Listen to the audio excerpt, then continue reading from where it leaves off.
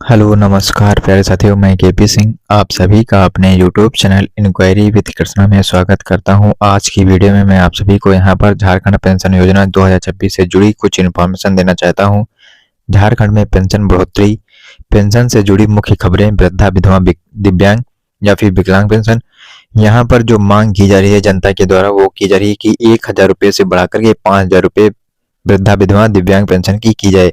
यहाँ पर झारखंड जनता की गवर्नमेंट से मांग है कि जो है यहाँ पर तीनों प्रकार की पेंशन में बढ़ोतरी की जानी चाहिए। यहाँ पर सीधे पेंशन में बढ़ोतरी जो की जानी चाहिए वो 1,000 रुपये से लेकर के 5,000 रुपये कर देने चाहिए, यानी कि डायरेक्ट 5,000 रुपये पेंशन राशि बढ़ा करके की जानी चाहिए।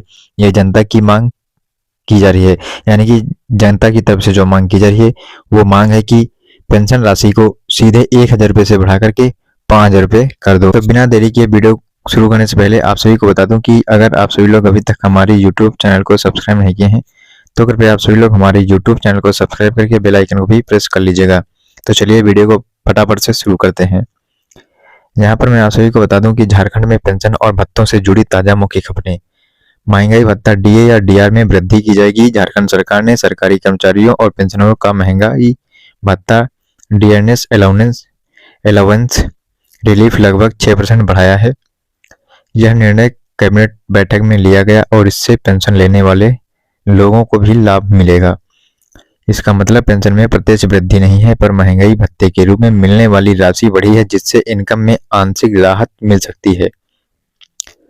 दिव्यांग पेंशन की मांगें क्या है, तो यहाँ पर मैं आप सभी को बता दूं कि झारखंड में दिव्यांगजन और विधवा महिलाओं ने पेंशन राशि बढ़ाने की मांग को लेकर प्रदर्शन भी किया है। उनकी मांग है कि वर्तमान में लगभग 1,000 रुपये प्रतिमाह पेंशन को 5,000 रुपये तक बढ़ाया जाए। ये सभी जनता यानी कि झारखंड में जो भी जनता है उन सभी जनता की मांग है। खासकर दिव्यांगजन और विधवा महिलाओं की ये मांग है कि झारखंड सरकार 1,000 रुपये प्रतिमाह जो पेंशन दे रही है इसको बढ़ाकर के 5,000 रुपये प्रतिमाह पेंशन कर दे। यह सरकारी घोषणा नहीं बल्कि सामाजिक मांग और आंदोलन का हिस्सा है। अन्य सुधार और उपाय।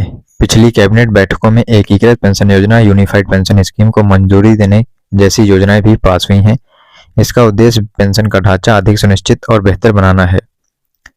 2026 में पेंशन बढ़ने की संभावना क्या है? 2026 में पेंशन राशि बढ़ सकती है झारखंड राज्य के लिए या फिर नहीं बढ़ सकती है, तो यहाँ पर बात करने वाले हैं। केंद्र में 8वें पेंशन यानी कि केंद्र में 8वें वेतन आयोग का असर।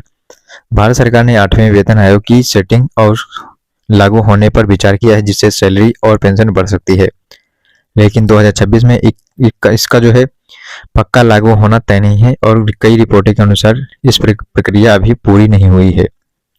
इसका मतलब यह है कि अगर 8वां आयोग लागू होता है तो केंद्रीय सेवक या पेंशनर की पेंशन बढ़ सकती है, पर झारखंड राज्य के निर्णय पर ही निर्भर करेगा कि राज्य स्तर पर इसका हिसाब कैसे लागू होता है।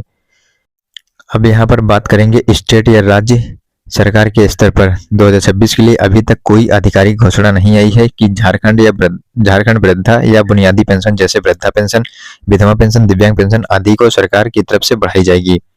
पिछले साल कुछ संकेत और संभावनाएं थी कि वृद्धा पेंशन राशि बढ़ सकती है, लेकिन यह अभी तक सरकारी नोटिफिकेशन या आदेश में शामिल नहीं हुआ है।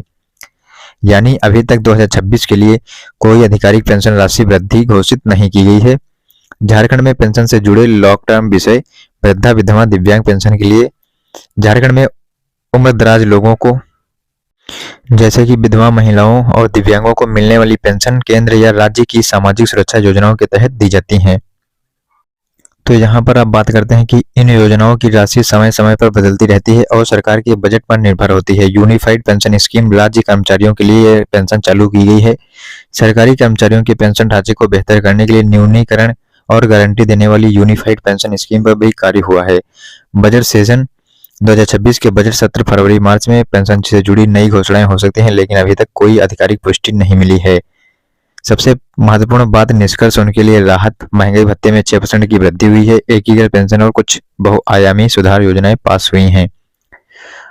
अभी तक 2026 में वृद्धा या बुनियादी पेंशन की मूल राशि में कोई आधिकारिक बढ़ोतरी नहीं बताई गई है।